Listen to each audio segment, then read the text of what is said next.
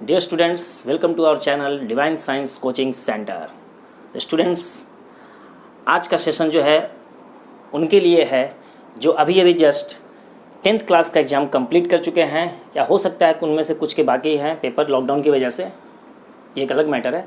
लेकिन maximum students जो हैं वो तो इतना डिसाइड हो गया कि हमारे 11th की तरफ अपनी जर्नी को स्टार्ट करने वाले हैं।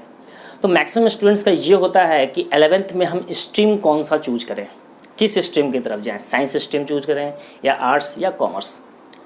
तो आपको ये सोचना है कि आपका इंटरेस्ट जो है वो किस तरफ है, साइंस की तरफ है या कॉमर्स की तरफ है या आर्ट्स की तरफ है, क्योंकि 10th क्लास तक तो सभी के लिए कॉमन रहता है। अब उसमें आपके जो इंटरेस्ट है, आपका जो इंटरेस्ट है उसके अकॉर्डिंग आप चॉइस करो कि मुझे जो है साइंस स्ट्रीम की तरफ जाना है या कॉमर्स की तरफ या आर्ट्स की तरफ। आप ये ना देखें कि पेरेंट्स क्या कर रहे हैं, रिलेटिव्स क्या कर रहे हैं या और टीचर्स क्या कर रहे हैं, क्योंकि करना आपको है। तो डिसाइड आपको करना होगा आपका इंटरेस्ट किस तरफ है। ये नहीं कि पेरेंट्स कह दिया कि नहीं तुम साइंस ले लो और तुम्हें साइंस में इंटरेस्ट ही नहीं है, तो उससे कोई रिलीफ, कोई आपको बेनिफिट जो है ज़्यादा आपको नहीं होने वाला है। तो सिलेक्शन जो है वो आपको अपने हिसाब से करना है, अपने अकॉर्डिंग करना है, आपकी चॉइस के अकॉर्डिंग करना है, जिसमें आपका इंटरेस्ट हो। अब अगर आप साइंस स्ट्रीम की तरफ मूव करते हो तो साइंस में भी दो स्ट्रीम्स हैं। एक आपका है PCM group, physics chemistry math, और एक ग्रुप आपका आता है PCB, physics chemistry and biology group. तो उसमें भी बायो सेक्शन हो गया साइंस में, और एक आपका हो गया आपका मैथ सेक्शन हो गया। तो मैथ सेक्शन ठीक वही बात मैं फिर से आपको रिपीट करना चाहूँगा, अगर आपका साइंस से मैथ्स की तरफ इंटरेस्ट है तो मैथ्स को आप पीसीएम ग्रुप चूज कीजिए। अगर आपका बायो की तरफ है, मेडिकल लाइन की तरफ जाना है, तो आप पीसीबी ग्रुप को आप चूज कीजिए। लेकिन कभी भी किसी और के कहने पर, किसी और के प्रेशर की वजह से आप अपने ब्रांच का, आप अपने सब्जेक्ट्स का चॉइस बिल्कुल नहीं करिए। ये आपके कैरियर के लिए डेंजरस हो सकता है। अगर आपको कैरियर को सही डायरेक्शन में अगर कुछ अचीव करना है तो उसके लिए आपको अपने अकॉर्डिंग, अपने इंटरेस्ट के अकॉर्डिंग आपको चूज करना होगा, किसी के कहने पर बिल्कुल ही नहीं। तो साइंस स्ट्रीम में भी दो पार्ट आपका हो गया, एक पीसीएम और एक आपका पीसीबी हो गया। पीसीएम ग्रुप वाले स्टूडेंट्स जनरली ये सोच करके सेलेक्ट करते हैं कि हमें इंजीनियरिंग की तरफ जाना है। तो अगर आपको इंजीनियरिंग की तरफ जाना है आफ्टर 12th, तो पहला स्टूडेंट्स का टारगेट होता है आईआईटी। सभी जिस स्टूडेंट से पूछो क्या करना है भाई, तो सीधा उसका पहला सर इंजीनियरिंग करना, आईआईटी में जाना। तो आईआईटी जाना अच्छी बात है, लेकिन आईआईटी में जाने के लिए आपको आईआईटी के हिसाब से, उसके अकॉर्डिंग आपको प्रिपरेशन करना होगा, उसके अकॉर्डिंग आपको कंसेप्ट को आपको क्लियर करना होगा। आईआईटी कह देने से नहीं हो जाएगा। बेसिक कंसेप्ट आपके बहुत ही स्ट्रांग होने चाहिए, आपका बेस स्ट्रांग होना चाहिए, तभी आप आईआईटी क्रैक कर सकते हो। मैं ये भी नहीं कहूँ कि आईआईटी क्रैक करना बहुत ही मुश्किल है, नहीं, बहुत मुश्किल नहीं है। अगर आप रेगुलर स्टडी अगर आप करते हो, 8 to 10 आवर्स करते हो, रेगुलर स्टडी करते हो, तो आप इजीली उसको जो है, लेकिन हाँ कंसेप्ट आपका बिल्कुल क्लियर होना चाहिए। नहीं कि दिन भर बुक लेके बैठे हुए और कर रहे हैं, उससे नहीं होगा। कंसेप्ट आपका क्लियर होना चाहिए, तो आप जो है आसानी से उसको क्रैक कर सकते हो। तो एक स्ट्रेटजी आपको जो है फॉलो करना होगा क्रैक करने के लिए, जिससे कि आप आईआईटी और भी जो है टॉप इंजीनियरिंग कॉलेज में आपको एडमिशन आपको मिल सके। तो अभी तक तो आपने 10th में जो भी सब्जेक्ट्स पढ़ा हुआ वो आपका एक बेस डिसाइड करता है। कोई भी चीज़ आप पढ़े हो, उसमें जो भी टॉपिक, चाहे फिजिक्स हो, साइंस स्ट्रीम हो या मैथ्स स्ट्रीम हो, जो भी चीज़ आपने पढ़ा उसमें सभी जो है आपका बेस को जो है आपका स्ट्रॉन्ग करता है। तो अगर आपका मैथमेटिक्स जैसे लेते हैं, पहला हम सेक्शन डिस्कस करते हैं मैथमेटिक्स सेक्शन में। तो मैथमेटिक्स सेक्शन में आपने पढ़ा होगा ट्रिग्नोमेट्री, अलजेब्रा पढ़ा होगा, कॉर्डिनेट ज्योमेट्री पढ़ा होगा, ज्योमेट्री पढ़ा होगा, प्रॉफिट लॉस भी पढ़ा होगा 9th क्लास में। तो ये सब सारी चीज़ों में से आपके पास जो मोस्टली जो भी आपका यूज में आने वाला है वो आपका यूज में आएगा ट्रिग्नोमेट्री। ट्रिग्नोमेट्री का जो है बहुत ही इंपॉर्टेंट रोल है आपका मैथमेटिक्स में। जैसे ह्यूमन बॉडी में अगर हम बैकबोन, जिसे रीढ़ की हड्डी कहते हैं, अगर रीढ़ की हड्डी अगर टूट गया तो इंसान क्या खड़ा हो सकता है? नहीं खड़ा हो सकता, बिल्कुल झुक जाएगा वो। ठीक उसी तरीके से अगर ट्रिग्नोमेट्री को अगर मैथमेटिक्स से हटा दिया जाए तो मैथमेटिक्स आपका क्या होगा? झुक जाएगा। तो मैथमेटिक्स को झुकने नहीं देना है, मैथमेटिक्स को क्या करना है? ग्रो अप, आपको स्टैंड करना है। तो उसके लिए आपको ट्रिग्नोमेट्री का स्ट्रॉन्ग होना बहुत ही ज़रूरी है, क्योंकि 11th-12th क्लास में मैथमेटिक्स का कोई ऐसा सेक्शन नहीं है जिसमें ट्रिग्नोमेट्री का रोल नहीं है। हर एक सेक्शन में आपको मिलेगा, चाहे वो अलजेब्रा सेक्शन, डिटरमिनेंट मैट्रिक्स हो, कैलकुलस तो कम्प्लीटली आपका ट्रिग्नोमेट्री बेस्ड ही है। कैलकुलस में भी दो सेक्शन होते हैं, एक डिफरेंशियल कैलकुलस और एक आपका होता है इंटीग्रल कैलकुलस। उसके बाद आपका vector and 3 dimensional, coordinate geometry का ही पार्ट है आपका 3 डायमेंशनल, वेक्टर एनालिसिस हो गया, प्रोबेबिलिटी होगा। प्रोबेबिलिटी में आपको जो है ट्रिग्नोमेट्री आपको नहीं मिलेगा, स्टैटिक्स में आपको ट्रिग्नोमेट्री नहीं मिलेगा, लेकिन ट्रिग्नोमेट्री खुद एक आपका सब्जेक्ट है इसमें, कैलकुलस उसी पर डिपेंडेंट है आपका, अलजेब्रा भी आपका डिपेंडेंट है, यानी टर्म्स आपको डेफिनेटली मिलेंगे कहीं ना कहीं। फिजिक्स में भी आपको जो ट्रिग्नोमेट्री का यूज बहुत हमेशा हर एक डेरिवेशन में आपको मिल जाएगा, मैक्सिमम जगह आपको मिलेगा। तो ट्रिग्नोमेट्री का बहुत ही इंपॉर्टेंट एक आपका रोल है।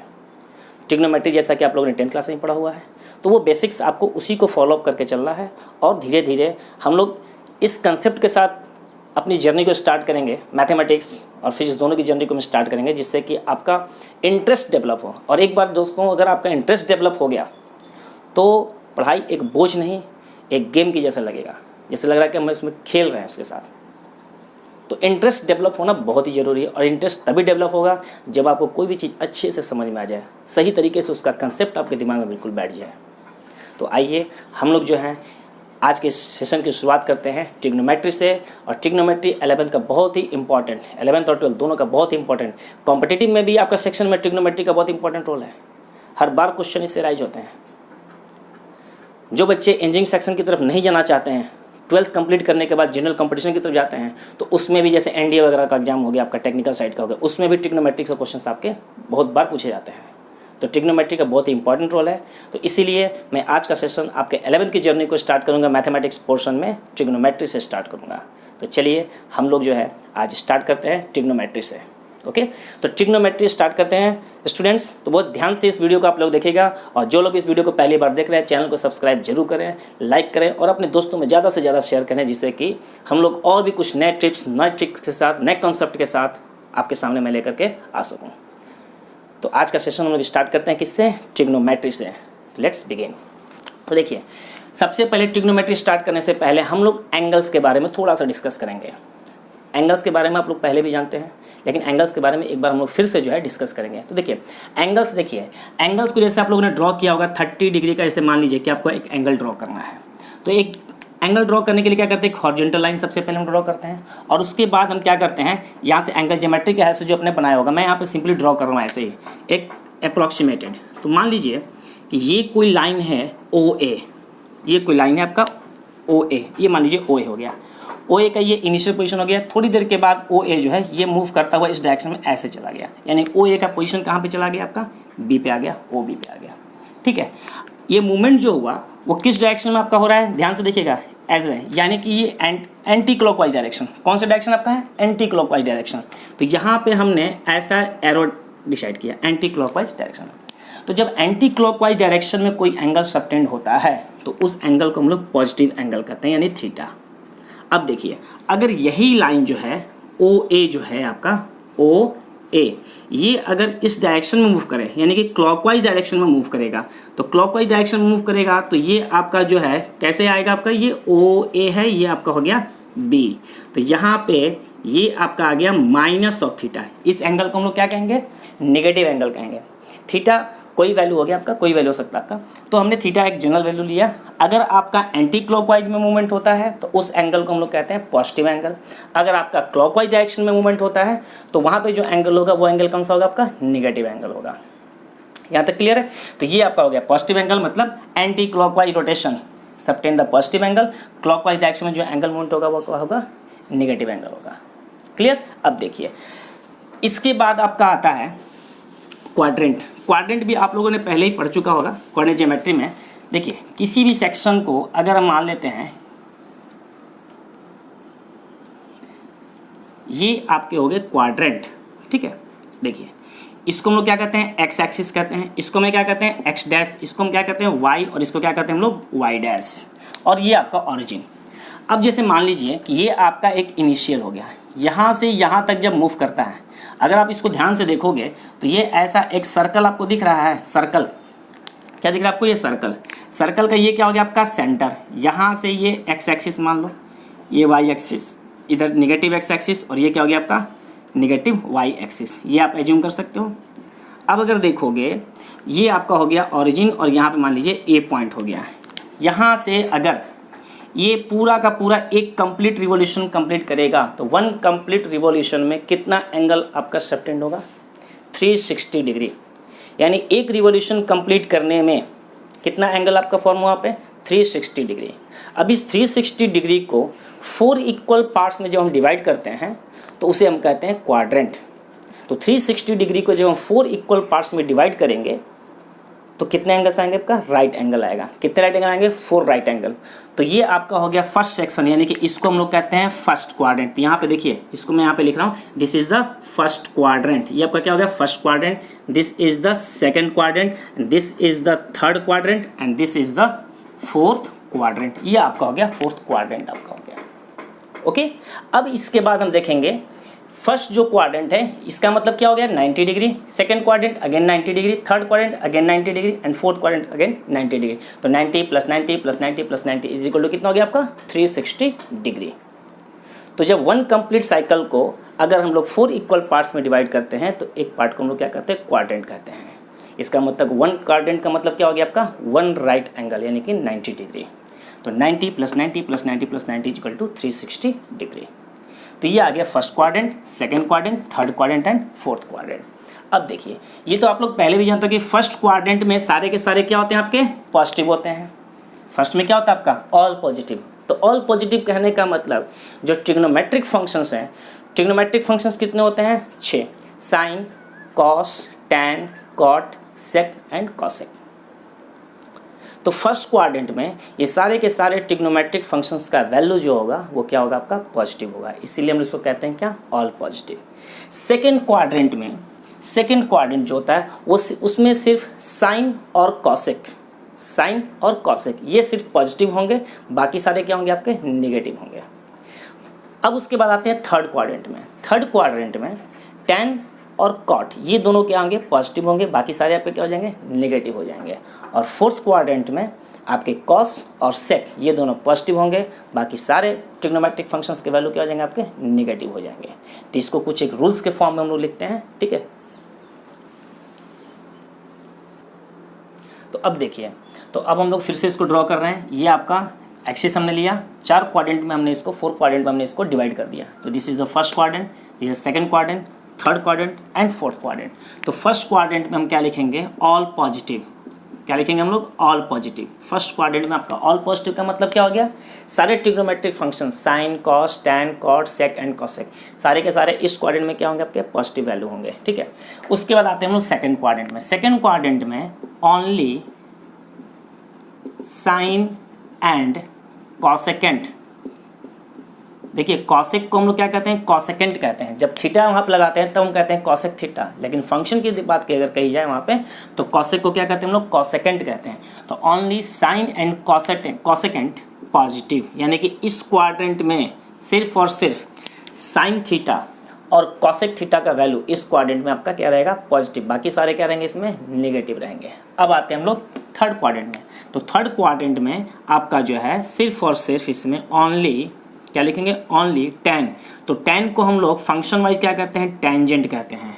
और कॉट को हम लोग कहते हैं को टेंजेंट, को टेंजेंट।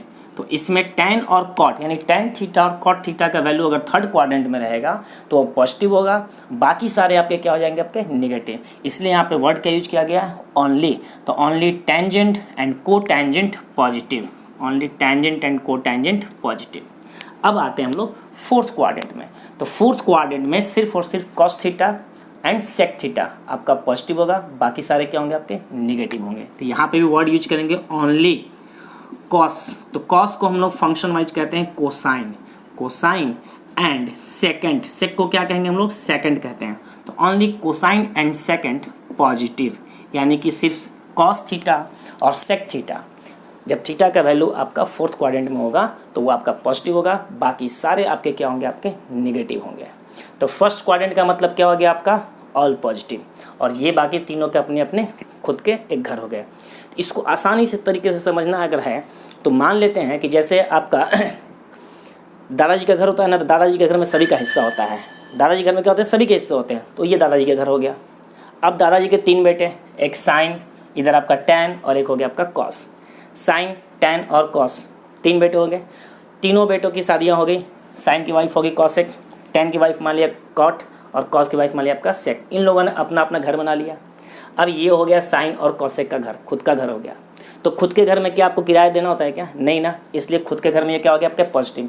अब किसी और के घर में अगर कोई दूसरा कोई रहने के लिए आता है तो मान के चलिए कि रेंट पे करना होगा कुछ, तो रेंट पे करने वाला क्या हो गया, कोई नेगेटिव में जाएगा। इसीलिए बाकी सारे इसमें अगर आएंगे तो क्या हो जाएंगे आपके, नेगेटिव। अब आते हैं थर्ड क्वाड्रेंट में। थर्ड क्वाड्रेंट किसका हो गया भाई, tan और cot का। तो tan और cot के घर में कोई दूसरा रहने आएगा तो उसको क्या होगा, रेंट पे करना होगा। रेंट पे करने का मतलब क्या हो गया, निगेटिव। तो यहाँ पे क्या हो गया, बाकी सारे क्या हो जाएंगे आपके निगेटिव, और इसको मिल रहा है ना, इसको तो रेंट मिल रहा है, इसलिए क्या हो गया ये पॉजिटिव। अब आते हैं cos और sec के घर में। तो cos और sec के घर में ये चारों आएंगे तो क्या हो जाएंगे, इनको रेंट पे करना होगा। इसका मतलब सारे के सारे निगेटिव। हम कुछ दे रहे हैं मतलब लॉस हो रहा है हमारा, तो वो क्या हो गया आपका निगेटिव। इनको मिल रहा है तो ये क्या हो गया पॉजिटिव। तो जिनको मिलता है वो पॉजिटिव है, जिनको देना होता है वो क्या हो गया आपके निगेटिव। तो ये सब इनके अपने अपने घर हो गए। लेकिन इसमें तो किसी को रेंट नहीं पे करना है क्योंकि इसमें तो सबका है। तो इसीलिए फर्स्ट क्वाड्रेंट का मतलब क्या हो गया, all positive. Second quadrant sine and cosec positive, बाकी सारे नेगेटिव। थर्ड क्वाड्रेंट में टैन और कॉट आपके क्या हो जाएंगे पॉजिटिव, बाकी सारे नेगेटिव। और फोर्थ क्वाड्रेंट में कॉस और सेक आपके क्या हो गया, आपके पॉजिटिव हो गए और बाकी सारे क्या हो गए आपके नेगेटिव हो गए। तो इसको इस तरीके से आप याद रख सकते हैं। ठीक है, अब जरा देखिए, ये तो हो गया आपका बेसिक। ये फिर से एक बार और रिपीट होगा जब हम लोग कन्वर्जन की तरफ मूव करेंगे तब, उस टाइम पे। ठीक है, फिलहाल के लिए आपका इतना काफ़ी है। अब देखिए जरा सा, एंगल हम लोगों ने पहले डिस्कस किया था कि एंटी क्लॉकवाइज मूवमेंट जब होता है तो क्या होता है आपका पॉजिटिव। क्लॉकवाइज मूवमेंट जब होता है तो क्या होता है आपका वैल्यू नेगेटिव एंगल। ठीक है, अभी तक हम लोग एंगल में सिर्फ ये पढ़ते आ रहे थे degree, 30 degree, 45 degree, 60 degree, 90 degree. अब एक और टर्म आपका आएगा नया, रेडियन। क्या आएगा आपका रेडियन। तभी मैं रेडियन के बारे में सिर्फ आपको एक फार्मूला बताऊंगा, उसका डेरिवेशन हम लोग फंक्शंस पढ़ने के बाद करेंगे। हालांकि एनसीईआरटी में आपका जो है पहले उसी का चैप्टर दिया हुआ है, लेकिन हम लोग उसको बाद में करेंगे। अभी हम लोग थोड़ा सा इंटरेस्ट डेवलप करना चाह रहे हैं, जिसलिए हम फंक्शंस की तरफ में डायरेक्ट आया हूँ। लेकिन उसका भी थोड़ा सा आपको एक ब्रीफ दे देता हूँ मैं, कि जैसे थीटा को हम लोग पहले मेजर करते थे किस में, हम लोग डिग्री में, डिग्री में करते थे। अब एक और नोटेशन आपका आ गया इसी का, मान लीजिए एक और आपका हो गया रेडियन, इसको कहते हैं सी से। ठीक है, इसको कहते हैं कि हम लोग रेडियन, यहाँ पे मैं लिख रहा हूँ रेडियन, और ये क्या हो गया आपका डिग्री। और भी होता है, मिनट भी होता है, सेकंड भी होता है, ग्रेड भी होता है, लेकिन फिलहाल हम लोग डिग्री और रेडियन पे डिस्कस करते हैं। तो डिग्री और रेडियन में एक रिलेशन आपका है, pi radian is equal to 180 degree. पाई का मतलब क्या हो गया, जो आपने पाई पढ़ा ना 22/7 3.14 वही पाई आपका है। तो पाई का value, pi radian is equal to 180 degree. ये रिलेशन है। सी स्टैंड क्या कर रहा है आपका, रेडियन को रिप्रेजेंट कर रहा है। तो पाई रेडियन का वैल्यू क्या हो गया आपका, डिग्री में कन्वर्ट करोगे तो क्या आएगा आपका 180 डिग्री। इसको अभी याद रखना, इसका डेरिवेशन में बताऊंगा जब डिग्री चैप्टर में पढ़ाऊंगा आप लोगों को एंगल मेजरमेंट तब। ठीक है, फिलहाल इसमें इसका इतना ही बस समझ लो आप कि पाई रेडियन इक्वल टू क्या होता है आपका 180 डिग्री। तो 1 रेडियन इक्वल टू आप क्या लिखोगे, 1 radian equal to 180 by pi, और ये क्या हो जाएगा आपका डिग्री। उसी तरीके से अगर आपको 1 डिग्री इक्वल टू लिखना है तो 1 डिग्री इज इक्वल टू क्या हो जाएगा आपका पाई अपॉन 180। पाई अपॉन क्या हो जाएगा आपका 180, और ये किस में हो गया आपका, ये रेडियन में, सी। ये आपका हो गया कन्वर्जन। देखिए pi radian equal to 180 degree, तो 1 radian equal to 180 by pi. यहाँ से 1 डिग्री का वैल्यू निकालना है तो पाई बाई 180 रेडियन हो जाएगा। इसी तरीके से एग्जांपल समझते हैं, जैसे मान लीजिए कि 45 डिग्री को आपको रेडियन में लिखना है, तो 45 डिग्री का मतलब क्या लिखोगे, pi by 4। 45 degree equal to क्या लिखोगे, 45 degree is equal to pi by 4, ये रेडियन हो गया आपका। उसी तरीके से मतलब पाई का मतलब यहाँ पे सिंपल से क्या समझोगे आप, 180 बाई 4 करोगे तो क्या आएगा 45 आएगा। अगर आप पाई बाई 3 का मतलब क्या हो जाएगा, पाई बाई 3 का मतलब 180 डिग्री बाई 3 मतलब क्या हो गया आपका 60 डिग्री। तो 60 डिग्री लिखो या पाई बाई 3 रेडियन लिखो। जनरली पाई बाई 3 रेडियन लिखा हुआ नहीं रहता है, बाई डिफॉल्ट आपको समझना है कि पाई बाई 3 का मतलब रेडियन में है वो। ठीक है, तो पाई बाई 3 का मतलब pi equal to 180 degree, 180 by 3 करोगे तो क्या आएगा 60 डिग्री। तो ये भी आप इस तरह से इसको याद कर सकते हो आप। तो ये मैंने इसलिए सिर्फ बताया कि इसका यूज़ थोड़ा सा आपका आएगा इसलिए। हालांकि इसका ब्रीफ हम लोग जो है कन्वर्जन जो हम लोग करेंगे किस में, फर्स्ट चैप्टर में पढ़ाऊंगा। तो अभी हम लोग आइडेंटिटी की तरफ फोकस करेंगे क्योंकि इसी का आपका जो है ज़्यादा से ज़्यादा आपका यूज में आएगा। ये तो बेसिक आपको याद रखना ही रखना है। ठीक है, तो अब हम लोग आते हैं थोड़ा सा बेसिक कुछ फार्मूले की तरफ देखते हैं। तो अब देखिए हम लोग कुछ जो है, अब जैसे कि ट्रिग्नोमेट्रिक फंक्शंस का आप लोगों ने वैल्यू देखा होगा, sin 30 डिग्री का वैल्यू क्या होता है, cos 30 का वैल्यू 0 से लेकर के 90 तक का आपने 10th क्लास में ही पढ़ा होगा। 0 degree, 30 degree, 45 degree and 90 degree का। तो मान लेते हैं कि जैसे अब एंगल की बात करते हैं, तो यहाँ पे एक लाइन आप ड्रॉ करो। ये आपका हो गया ऑरिजिन, और यहाँ से अगर आप ऐसे मूव करते हो तो यहाँ पे जब आप आ गए, कितना रोटेशन हुआ आपका 1 कंप्लीट रोटेशन हुआ। ये क्या हो गया आपका 1 कंप्लीट रोटेशन। तो 1 कंप्लीट रोटेशन में आपने कितना एंगल सबटेंड किया? 360 डिग्री। 1 कंप्लीट रोटेशन में कितना आपने किया? 360 डिग्री का आपका एंगल कंप्लीट हुआ। अब जैसे मान लीजिए कि यहाँ से आपने चलना शुरू किया और इस तरह से मूव करके वापस इसी लाइन पे आ गए, इसी लाइन पे आ गए, लेकिन अब मैं करूँगा आप यहाँ पे आके होल्ड कर गए, रुक गए आप, इस पॉइंट पर आप आकर के रुक गए। अब यहाँ पे आने पर आपने कितना एंगल सबटेंड किया? ठीक है, तो अब जरा देखिए, इसको हम क्या करेंगे, यहाँ से एक लाइन ड्रॉ करेंगे। आप यहाँ से आपने चलना शुरू किया था और यहाँ से शुरू करने के बाद जो है आप यहाँ तक आए, तो यहाँ तक आपका 360। मान लेते हैं कि ये एंगल आपका 45 डिग्री है, ये एंगल आपका 45 डिग्री है। तो 45 डिग्री है इस लाइन से इस लाइन के बीच में, लेकिन आपने उसके पहले एक रिवॉल्यूशन कंप्लीट कर लिया है। तो टोटल एंगल आपका कितना हो गया? टोटल एंगल आपका हो गया यहाँ पे 360 और प्लस 45, यानी कि कितना हो जाएगा आपका? 405 डिग्री आपने एंगल सबटेंड किया इस प्रोसेस में।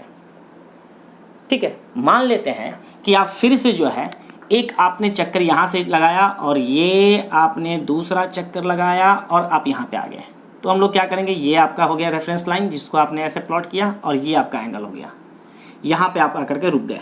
ठीक है, तो जब यहाँ से आपने चलना शुरू किया, ये आपका 1 कंप्लीट रिवोल्यूशन यानी कि 360, वापस आपने चला यहाँ पे आगे 2 रिवोल्यूशन, और उसके बाद मान लीजिए कि ये एंगल आपने 30 डिग्री का आपने सबटेंड किया। सपोज मान लीजिए कितना? 30 डिग्री का आपने एज्यूम। यहाँ पे ये वाला मान लीजिए, इसको आप ले लीजिए 40 डिग्री, यानी कि ये जो पोर्शन आपको दिख रहा है ना, ये आपका पोर्शन जो दिख रहा है, इसको आप मान लीजिए 45 डिग्री था। तो 360 प्लस 45 टोटल आपका एंगल हो गया। उसी तरीके से मान लीजिए कि ये जो आपका एंगल है, ये जो आपका एंगल है, ठीक है ना, ये एंगल मान लीजिए कि आपका, इसको आप लिए 40 डिग्री लीजिए, चलिए 40 डिग्री आपने ले लिया। तो अब टोटल एंगल यहाँ पे इस केस में कितना सबटेंड होगा आपका? 360 ये प्लस अगेन 360 ये, यानी यहाँ से आपने चला पहले 360, वापस आपने चला 360, 2 कंप्लीट रिवोल्यूशन और प्लस कितना? 40 डिग्री। तो क्या लिखोगे? Total angle 2 into 360 plus 40 degree, this is equal to कितना हो जाएगा आपका? ये 760 डिग्री आपका ये हो जाएगा। 360 इंटू 2 कितना हो गया आपका? 720, 720 प्लस 40 क्या हो गया आपका? 760 डिग्री। यानी कि 760 डिग्री का वैल्यू अगर आप साइन का निकालो, चाहे कॉस का निकालो, या किसी भी ट्रिग्नोमेट्रिक फंक्शन का आप निकालो, साइन 760 का वैल्यू वही होगा जो साइन 40 डिग्री का वैल्यू होगा। क्योंकि हमें ये नहीं पता होता है कि हम इस पोजीशन पे कितना चक्कर पहले लगा चुके हैं। मतलब 360 का मतलब हम कह सकते हैं, उसको अगर फिर से देखा जाए, वापस आप उसी लाइन पे आ रहे हो ना, इस रेफरेंस लाइन पे ही आप आ रहे हो, तो क्या हो गया? वो 0 के बराबर हो गया। इसलिए 360 डिग्री का वैल्यू और 0 डिग्री का वैल्यू किसी भी ट्रिग्नोमेट्रिक फंक्शन के लिए क्या होता है आपका? 0 डिग्री के बराबर ही होगा। यानी मल्टीपल अगर आप 360 डिग्री है, 360 के गुणक में है, जैसे कि यहाँ पर 2 टाइम्स, 3 टाइम्स, 4 टाइम्स, तो भी वो वैल्यू किसके बराबर होगा? सिर्फ ये 40 के बराबर ही होगा। यानी कि यहाँ वाला सारा वैल्यू किसके बराबर हो गया आपका? 0 के बराबर हो गया। तो मान लेते हैं कि अगर आपको इसी का वैल्यू निकालना है, जैसे साइन 365 डिग्री का वैल्यू आपसे पूछा जाए, साइन 365 नहीं 405 डिग्री का, 405 डिग्री का वैल्यू आपसे पूछा जाए। अब आपको 405 डिग्री का वैल्यू तो आपने पढ़ा ही नहीं अभी तक। तो हम लोग यहाँ पे क्या करते हैं, साइन, इसको क्या लिखेंगे? 360 डिग्री और प्लस 45 डिग्री। अब साइन 360 का मतलब क्या हो गया? एक तरह से 360 का वैल्यू वही होता है जो 0 डिग्री पे होगा। तो 360 को या 0 को बात तो एक ही है। तो ये किसके बराबर हो जाएगा? साइन 45। ये किसके बराबर हो जाएगा आपका? साइन 45। तो साइन 45 डिग्री का वैल्यू क्या होता है? ये तो आपको पहले से पता है, 10th क्लास में पढ़ा हुआ है। क्या होता है? 1/√2। ये आपका हो गया ये। तो कहने का मतलब ये है कि साइन 45 डिग्री का वैल्यू और साइन 405 का वैल्यू दोनों क्या होगा आपका? सेम होगा। अगर मैं इसमें 360 का और एडिशन कर देता हूँ, कितना हो जाएगा? 765, 360 का 765 हो जाएगा। तो देखिए साइन 765 का वैल्यू भी आपका साइन 45 के बराबर ही होगा। कैसे लिखेंगे? तो देखिए साइन, इसको आप लिख सकते हो 2 इंटू 360 प्लस 45 डिग्री। देखो तो आपने 2 चक्कर लगाया, यानी 2 कंप्लीट रिवोल्यूशन किया। तो 2 कंप्लीट रिवोल्यूशन करोगे तो फिर से कहाँ पे आप आ गए? वही 0 वाले लाइन पे आ गए। इसका मतलब ये किसके बराबर हो गया? 0 के बराबर। तो क्या बचेगा आपके पास? साइन 45, और साइन 45 का वैल्यू क्या होता है? 1/√2। इसका शॉर्ट ट्रिक आप समझ लो, n इंटू या मल्टीपल ऑफ 360 अगर रहेगा तो किसके बराबर हो जाएगा? सीधा 0 के बराबर। यानी 2 इंटू 360 है, इसको क्या मानोगे आप? 0। तो 0 प्लस 45 क्या हो गया? साइन 45। 360 का मतलब क्या मानोगे? 0। अगर यहाँ पे अगर मैं ये लिख दूँ साइन n इंटू 360 और प्लस थीटा कर देता हूँ यहाँ पे जनरलाइज्ड, तो ये किसके बराबर हो जाएगा? साइन थीटा के बराबर होगा। n का मतलब कुछ भी रख लो, 0 रख लो, 1 रख लो, 2 रख लो, 3 रख लो। साइन n इंटू 360 का मतलब आपका 2 पाई, क्योंकि मैंने अभी बताया था पीछे वाले क्लास में कि pi radian is equal to क्या होता है आपका 180 डिग्री। तो 2 pi radian is equal to क्या लिख सकते हो आप 360 डिग्री लिख सकते हो। तो इसी को आप चाहे हो तो ऐसे भी लिख सकते हो और करके sine 2n pi plus theta is equal to sine theta और this is equal to sine theta. यानी कि n इंटू 360 का मतलब किसके बराबर हो गया 0 के बराबर। 0 प्लस थीटा करोगे तो क्या आएगा साइन थीटा। 2n पाई यानी कि n इंटू 2 पाई, तो 2 पाई का मतलब क्या है 360 को मैंने किस में रख दिया आपको रेडियन में, 360 को हमने किस में लिखा रेडियन में। तो इस टर्म में भी लिखा रहेगा तो इसका भी मतलब क्या हो जाएगा आपका 0। 0 प्लस थीटा करोगे तो क्या आएगा आपका साइन थीटा। आई बात समझ में। तो इस तरह से जो रोटेशन आपका हो रहा है, क्योंकि एक्चुअल में क्या है कि एंगल का मेजरमेंट हम रेफरेंस लाइन हॉरिजॉन्टल लाइन से करते हैं। आप कितना भी चक्कर लगा के पहुंच जाओ यहाँ पे रहोगे तो उस लाइन पे ना। मान लो एक सर्कल है आपका राउंड है, आपको बोला गया उस सर्कल पे 10 चक्कर आप लगा के आ जाओ। आप 10 चक्कर लगा के खड़े हो और कोई आदमी उस टाइम पे आता है, उसके क्या पता कि आपने 10 चक्कर लगाया हुआ है, उसको तो ये दिखा कि आप वहीं पे खड़े हो यानी कि 0 पे हो।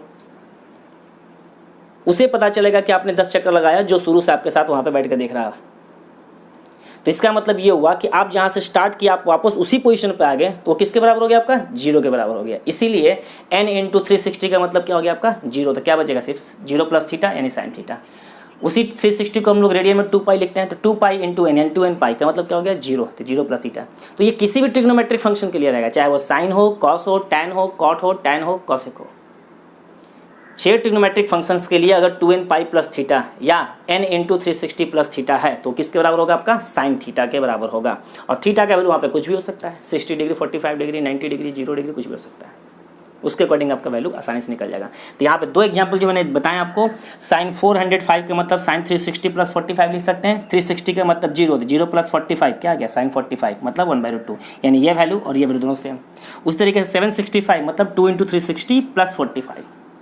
तो 360 से हम डिवाइड करके देखेंगे उसमें कितनी बार में जा रहा है आपका। और भी इसमें आपको एग्जाम्पल्स मिलेंगे, अभी हम लोग नेक्स्ट वीडियो में मैं आपको बताऊंगा उस चीज़ के बारे में। हमारा नेक्स्ट सेक्शन हमारा है कन्वर्जन, यानी कि 180 plus theta, 180 minus theta, π/2, 90 plus theta, 90 minus theta, 360 plus theta. 360 plus theta का तो हमने देख लिया, या मल्टीपल ऑफ 360 प्लस थीटा। अब हम देखेंगे 360 माइनस थीटा। तो वो जो एग्जाम्पल हम लोग देखेंगे नेक्स्ट वीडियो में देखेंगे। तो ये तो चीज़ आपको क्लियर होगी। कुछ और एग्जाम्पल्स हम लोग लेते हैं आइडेंटिटी पे, कैसे हम लोग वैल्यू फाइंड आउट करते हैं क्वाड्रेंट वाइज अगर दिया हुआ है, तो वो कुछ एग्जाम्पल्स हम लोग लेते हैं। तो देखिए अब मैं एक क्वेश्चन ले रहा हूँ जो कि आपका ये क्वेश्चन जो है एनसीईआरटी का एक्सरसाइज 3.2 का है। जैसा मैंने पहले बताया था कि 3.1 एंगल मेजरमेंट पे, जिसको हम लोग बाद में करेंगे, पहले हम लोग इस पे करते हैं। तो 3.2 एक्सरसाइज का ये क्वेश्चन है पहला। इसमें क्वेश्चन क्या दिया हुआ है कि find the value of other 5 trigonometric functions. Find the value of other 5 trigonometric functions first if cos x is equal to -1/2 where x lies in third quadrant. तो cos x is equal to -1/2 आपका दिया हुआ है और आपको find out करने हैं क्या अदर 5 ट्रिग्नोमेट्रिक फंक्शंस। अदर 5 का मतलब क्या हो गया, टोटल मैंने बताया था कितने फंक्शंस होते हैं 6 trigonometric function, sine, cos, tan, cot, sec and cosec. तो कॉस दिया हुआ है तो कितने बच गए आपके 5। तो वही 5 आपको ट्रिग्नोमेट्रिक फंक्शंस के वैल्यू फाइंड आउट करने हैं। कंडीशन क्या दिया हुआ है कि x जो है कौन से क्वाड्रेंट में है, थर्ड क्वाड्रेंट में। ये आपको ध्यान देना होगा हमेशा, थर्ड क्वाड्रेंट। तो जैसा कि मैंने चार्ट में आपको बताया था ग्राफ में, थर्ड क्वाड्रेंट में कौन कौन से पॉजिटिव होते हैं, सिर्फ टैन एंड कॉट। टैन और कॉट के अलावा बाकी सारे उसमें क्या होते हैं आपके नेगेटिव होते हैं। तो इसीलिए देखिए यहाँ पे cos x is equal to -1/2 दिया हुआ है, क्योंकि x आपका थर्ड क्वाड्रेंट में है तो cos का वैल्यू भी क्या होगा आपका नेगेटिव होगा। ठीक है, तो देखिए इस क्वेश्चन को सॉल्व करने के 2 तरीके हैं। मैं पहला तरीका लेके चलता हूँ, उसके बाद आपको दूसरा तरीका बताऊँगा। सबसे पहले तो सॉल्यूशन, जो आपका वैल्यू दिया हुआ है cos का दिया हुआ है, तो cos का जस्ट रेसिप्रोकेट कौन सा होता है, sec। cos का ठीक उल्टा होता है आपका sec होता है। तो जो दिया हुआ है, तो cos अगर दिया हुआ है तो यहाँ पे क्या लिखेंगे, given cos x is equal to -1/2। तो सबसे पहले जो इसका उल्टा होता है उसको निकालिए, तो sec x इक्वल टू क्या हो जाएगा -2, क्योंकि cos और sec क्या होते हैं, दोनों एक दूसरे के रेसिप्रोकल होते हैं। तो अगर cos x is equal to -1/2 है तो sec x is equal to क्या हो जाएगा -2। अब जरा हम लोग को कौन कौन से निकालने हैं, साइन, कॉसेक, टैन और कॉट। तो अब जरा हम निकालेंगे साइन एक्स। तो sine x is equal to कैसे निकलेगा, तो साइन आइडेंटिटी फॉर्मूला याद कीजिए 10th क्लास में, sine square x plus cos square x is equal to 1, ये होता था आपका। देखिए मैं यहाँ पे लिख रहा हूँ sine square x plus cos square x is equal to 1। अब हमें साइन एक्स का वैल्यू चाहिए, तो sine square x is equal to क्या हो जाएगा 1 माइनस कॉस स्क्वायर एक्स। तो यहाँ पे आप क्या लिखोगे plus minus 1 minus under root cos square x आप लिखोगे। प्लस माइनस क्यों लिखा हमने यहाँ पे, क्योंकि जब स्क्वायर रूट लेते हो तो नेगेटिव का भी स्क्वायर लो करोगे तो क्या आएगा पॉजिटिव आएगा, और पॉजिटिव का भी स्क्वायर करोगे तो क्या आएगा पॉजिटिव आएगा। 10th क्लास तक हम लोग लेके चलते थे चल जाता, लेकिन अब जो है जब भी स्क्वायर रूट निकालोगे तो दो वैल्यू आपके आएंगे प्लस और माइनस, और वो डिसाइड कौन करेगा कि पॉजिटिव होगा या नेगेटिव, वही एक्स ये डिसाइड करेगा, यानी कि थीटा आपका डिसाइड करेगा। तो साइन एक्स इजिकल टू क्या है आपका plus minus under root 1 minus cos square x. अब यहाँ पे वैल्यू रखेंगे हम लोग, तो plus minus under root 1 minus cos square x, तो कॉस एक्स का वैल्यू क्या है -1/2, तो यहाँ पे क्या करेंगे -1/2 का whole square, this is equal to plus minus यहाँ पे 1 माइनस ये क्या हो जाएगा आपका 1/4। इसको जब आप एलसीएम लेके सॉल्व करोगे तो this is equal to plus minus 3/4, और यहाँ से क्या आ जाएगा प्लस माइनस √3/2, क्या गया आपका प्लस माइनस √3/2। अब जरा देखिए यहाँ पे प्लस माइनस आ गया, लेकिन दोनों वैल्यू तो होगा नहीं, कोई एक वैल्यू होगा, तो वो डिसाइड कौन करेगा, ये क्वाड्रेंट। तो x आपका किस क्वाड्रेंट में है, थर्ड क्वाड्रेंट में है। x किस क्वाड्रेंट में है, थर्ड क्वाड्रेंट में है। चार्ट में देखिए मैंने क्या बताया था कि थर्ड क्वाड्रेंट में सिर्फ और सिर्फ tan और कॉट पॉजिटिव होता है, बाकी सारे क्या होते हैं नेगेटिव। तो यहाँ पे हम क्या लिखेंगे, देखिए सिंस x लाइज इन, ऐसे भी हम लोग लिख सकते हैं third quadrant, therefore sine x is equal to कौन सा वैल्यू लेंगे प्लस या माइनस, तो क्या हो जाएगा वैल्यू आपका -√3/2, ये आपका हो गया -√3/2। साइन निकल गया। अब सबसे पहले जब साइन निकल गया तो क्या निकालेंगे कॉसेक, क्यों, क्योंकि कॉसेक के लिए कोई आपको कैलकुलेशन नहीं करना है, ठीक, उसको क्या करना है रेसिप्रोकेट कर देना है। तो कॉसेक एक्स, अब अगर साइन का वैल्यू नेगेटिव में आ रहा है तो कॉसेक का वैल्यू भी क्या आएगा नेगेटिव में ही आएगा, तो ये क्या हो जाएगा -2/√3। तो अब देखिए साइन निकल गया, कॉसेक निकल गया, सेक निकल गया, कॉस तो दिया हुआ था। अब हमें क्या चाहिए tan, तो tan x is equal to, तो साइन और कॉसेक है ना, साइन और कॉस है, तो tan थीटा इक्वल टू हमने क्या पढ़ा था sin x by cos x, this is equal to sine x का वैल्यू क्या है -√3/2, कॉस एक्स का वैल्यू क्या है -1/2, माइनस और माइनस कैंसिल, 2 और 2 cancel, this is equal to क्या आ गया √3। देखो tan का वैल्यू आ गया पॉजिटिव में, तो tan x is equal to क्या आ गया आपका पॉजिटिव में आ गया। तो थर्ड क्वाड्रेंट में tan क्या होता था आपका पॉजिटिव, और जब tan पॉजिटिव है तो कॉट भी आपका क्या हो जाएगा पॉजिटिव, और tan का उल्टा क्या होता है कॉट, यानी कि रेसिप्रोकेट। तो अगर ये √3 है तो ये क्या हो जाएगा आपका 1/√3। तो सारे वैल्यू आ गए, कॉस दिया हुआ था, सेक आ गया, साइन आ गया, कॉसेक आ गया, tan आ गया, कॉट एक्स आ गया। तो जरा देखिए tan और कॉट पॉजिटिव में, बाकी सारे वैल्यू आपके नेगेटिव, तो tan का वैल्यू पॉजिटिव में, कॉट का वैल्यू पॉजिटिव में, कॉसेक नेगेटिव। तो इस तरह से जो है हम लोग इस टाइप से क्वेश्चंस को हम लोग सॉल्व करते हैं। इसका मैं एक और मेथड आपको बताता हूँ बनाने का, एक तो मेथड ये हो गया, एक और मेथड से बना सकते हैं, दोनों में दो आपको अच्छा लगे, जो आपको अच्छा लगे, जो आसान लगे उससे आप इसको सॉल्व कर सकते हैं। तो नेक्स्ट मेथड की तरफ हम लोग मूव करते हैं। तो देखिए अब इसका मैं सेकंड मेथड, तो सेकंड मेथड स्टार्ट करने से पहले आप सबसे पहले क्या करोगे, एक ट्रायंगल बनाओगे आप। यहाँ पे आप एक बना लो ट्रायंगल, ठीक है, ये आपने एक ट्रायंगल बना लिया, ठीक। अब देखिए ट्रायंगल जैसे बनाते हैं तो हमेशा हम लोग कौन सा एंगल लेते हैं एक्यूट एंगल, तो ये वाला एंगल हम यहाँ पे बेस पे ले रहे हैं, ठीक है। अब यहाँ पे एंगल कौन सा आपका एक्स, तो यहाँ पे क्या लेंगे हम लोग एक्स लिखेंगे, यहाँ पे हमने एक्स लिख लिया। अब देखिए जो वैल्यू आपका दिया हुआ है उसी के अकॉर्डिंग यहाँ पे हम लोग प्लॉट करेंगे।